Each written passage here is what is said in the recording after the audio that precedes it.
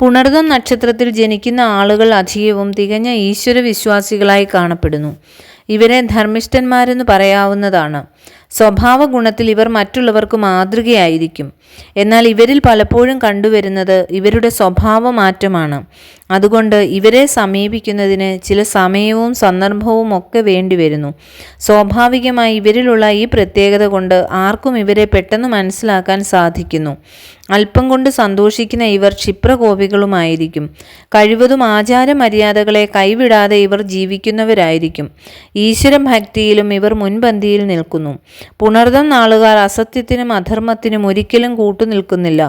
കഴിവതും അതിനെ ചെറുത്തു നിൽക്കാൻ പരിശ്രമിക്കും. മനസ്സിനിണങ്ങാത്ത വാക്കുകളോ പ്രവൃത്തികളോ കണ്ടാൽ ഇവർക്ക് പെട്ടെന്ന് ഹൃദയക്ഷോഭമുണ്ടാകും. ചിലപ്പോൾ ഇവരെ അതിസാഹസികന്മാരായി രൂപാന്തരപ്പെടുത്തുവാനും ഇടയാക്കിയെന്നു വരാം. ഇത്തരം പരിതസ്ഥിതി വന്നു ചേർന്നാൽ പിന്നെ കഷ്ടനഷ്ടങ്ങളെക്കുറിച്ച് ചിന്തിക്കാതെയുള്ള പ്രതികാരേച്ഛ ഇവരെ കീഴ്പ്പെടുത്തുകയെന്നുള്ളതും സാധാരണമാണ്. ആർക്കും സഹകരിക്കാൻ കൊള്ളാവുന്ന സ്വഭാവമായിരിക്കും ഇവർക്കുള്ളത്. സ്വഭാവത്തിൽ ആർദ്രതയും നിരുപദ്രവവുമായ പ്രകൃതവുമായിരിക്കും ഇവർക്കുള്ള പ്രധാന ഗുണങ്ങൾ. ബന്ധുക്കളെ ഇവർക്ക് വളരെ കാര്യമായിരിക്കും. മാതാപിതാക്കന്മാരെ അനുസരിക്കുന്നതിലും ഗുരുക്കന്മാരെ ബഹുമാനിക്കുന്നതിലും ഈ നക്ഷത്രക്കാർക്ക് വളരെ ശ്രദ്ധയും താല്പര്യവും ഉണ്ടായിരിക്കും. മുഖത്ത് നിഷ്കളങ്കതയോടൊപ്പം ഒരു ക്ഷീണഭാവവും ഇവരിൽ കാണുവാൻ കഴിയും. ആരോഗ്യനിലയിൽ വലിയ കുറവൊന്നും ഇവരെ സംബന്ധിച്ച് പറയാവതല്ലെങ്കിലും ആരോഗ്യത്തെ സംബന്ധിച്ചിടത്തോളം ഇവർ വലിയ ഭീരുക്കളായിരിക്കുമെന്നുള്ളതാണ് വാസ്തവം.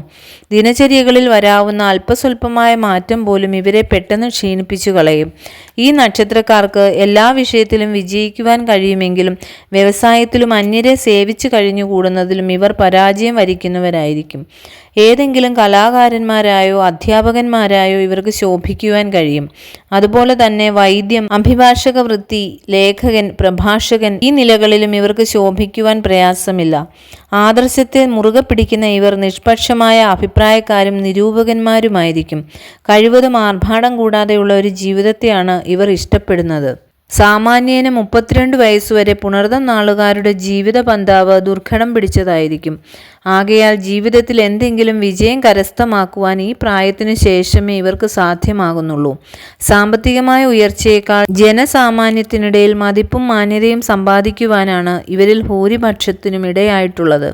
ഇവർക്ക് സാമ്പത്തിക പ്രസ്ഥാനങ്ങൾ നയിക്കുവാനും അതിൽ നിന്നും ലാഭമുണ്ടാക്കുവാനുമുള്ള കഴിവ് ചുരുങ്ങും. അങ്ങനെയുള്ള കാര്യങ്ങളിൽ ഒരു പൊരുത്തക്കുറവ് സാധാരണ ഇവരിൽ കണ്ടുവരുന്നു. പുണർദം നാളുകാരുടെ വിവാഹ ജീവിതം തികച്ചും തൃപ്തികരമായിരിക്കുമെന്ന് പറയാവതല്ല. പ്രസ്തുത വിഷയത്തിൽ പ്രധാനമായ ചില കാര്യങ്ങൾ ഈ നാളുകാരിൽ കണ്ടുവരുന്നുണ്ട്. ഭാര്യയെ പരിത്യജിക്കുകയോ അഥവാ പുനർവിവാഹം കഴിക്കുകയോ ചെയ്യുക, ഇതിനിടെയായില്ലെങ്കിൽ ഭാര്യയുടെ ആരോഗ്യക്കുറവ്, ഇവയിൽ ഏതെങ്കിലും കൊണ്ട് ആദർശപരമായ ദാമ്പത്യ ജീവിതം മിക്കവാറും ഇവർക്ക് താറുമാറിലായിരിക്കും. സ്വഭാവ ഗുണവും ഭർതൃഭക്തിയുമുള്ള ഭാര്യമാരെ ആയിരിക്കും ഇവർ വിവാഹം കഴിക്കുന്നത്. എങ്കിലും തങ്ങളുടെ ആദർശങ്ങൾക്ക് അനുയോജ്യമായ സാമർഥ്യവിശേഷം ഭാര്യമാരിൽ കണ്ടു എന്ന് വരുന്നതല്ല. ബന്ധുജനങ്ങളുമായും കൂടെ സ്വൈര്യക്കുറവുണ്ടാകും. ഈ കാര്യങ്ങളെല്ലാം തന്നെ ഇവരുടെ മനസ്സിൽ നിന്നും വിട്ടുമാറാത്ത ക്ലേശത്തിന് കാരണമായി തീരാവുന്നതാണ്. ഈ നക്ഷത്രത്തിൽ ജനിച്ച സ്ത്രീകൾക്കും പ്രസക്ത ഫലങ്ങളിൽ അധികവും യോജിച്ചിരിക്കുമെങ്കിലും ആരോഗ്യപരമായി അത്ര സ്വസ്ഥകളായിരിക്കില്ല. ആരോഗ്യത്തെ കാര്യമായി കരുതുന്നവരുമായിരിക്കില്ല പുണർദം നാളുകാരികൾ. മൃദു സ്വഭാവികളും ശുദ്ധഹൃദയകളുമായിരിക്കും.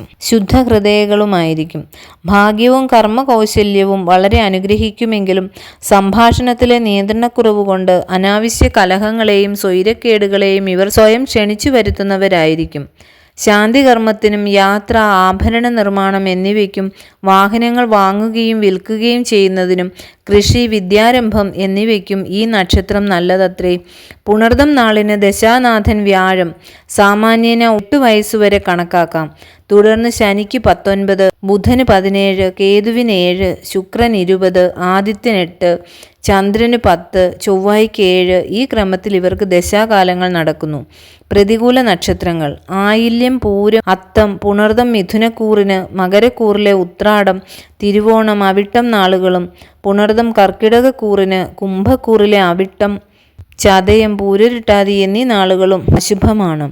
പുണർദം നക്ഷത്ര ജാതകന് 1-ാമത്തെ വയസ്സിലും 3-ാമത്തെ വയസ്സിലും ശ്വാസവിമിഷ്ടത്താലും, 5-ാമത്തെ വയസ്സിൽ വയറ്റുവേദനയാലും, 9-ൽ ആയുധത്താലും, 11-ൽ വിഷത്താലും, 15-ൽ ശത്രുവാലും, 25 വസൂരിയാലും 30 അരയപ്പാലും 36 വാദത്താലും 40 ഭരണാധികാരികളാലും 55 അഗ്നിപീഠയാലും മഹോദരത്താലും 68 ശ്ലേഷ്മത്താലും അരിഷ്ടിതയുണ്ടാകും. ഈ സന്ധികൾ കടക്കുന്ന പക്ഷം 85-ാമത്തെ വയസ്സിൽ വൃശ്ചിക മാസം അപരപക്ഷ പഞ്ചമിയും ഞായറാഴ്ച അത്തം നക്ഷത്രം ഉദിച്ച് 20 നാഴികയ്ക്ക് ആപത്ത് സംഭവിക്കും. ബുധദശ, ശുക്രദശ, ചന്ദ്രദശ എന്നിവയിൽ ഇവർ വിധിപ്രകാരം ദോഷപരിഹാര കർമ്മങ്ങൾ അനുഷ്ഠിക്കേണ്ടതാണ്. പുണർദം, വിശാഖം, പൂരുരുട്ടാതി നക്ഷത്രങ്ങളിൽ ഇവർ ക്ഷേത്രദർശനം തുടങ്ങിയ കർമ്മങ്ങൾ നടത്തുന്നത് ഉത്തമമാണ്. പുണർദവും വ്യാഴവും ചേർന്ന് വരുന്ന ദിവസം സവിശേഷ പ്രാധാന്യത്തോടെ വ്രതം തുടങ്ങിയവ അനുഷ്ഠിക്കുക. ഈ ദിവസങ്ങളിൽ വിഷ്ണു പൂജ നടത്തുന്നതും ഫലപ്രദമാണ്. ഇവർ പതിവായി വിഷ്ണു സഹസ്രനാമം ജപിക്കുന്നതും ഉത്തമമാണ്. മഞ്ഞ, ക്രീം തുടങ്ങിയ നിറങ്ങൾ ഇവർക്ക് അനുകൂലം. മിഥുനക്കൂറുകാരായ പുണർദ നക്ഷത്ര ജാതർ ബുധനെ പ്രീതിപ്പെടുത്തുന്നതും കർക്കിടക കൂറുകാർ ചന്ദ്രനെ പ്രീതിപ്പെടുത്തുന്നതും നല്ലതാണ്.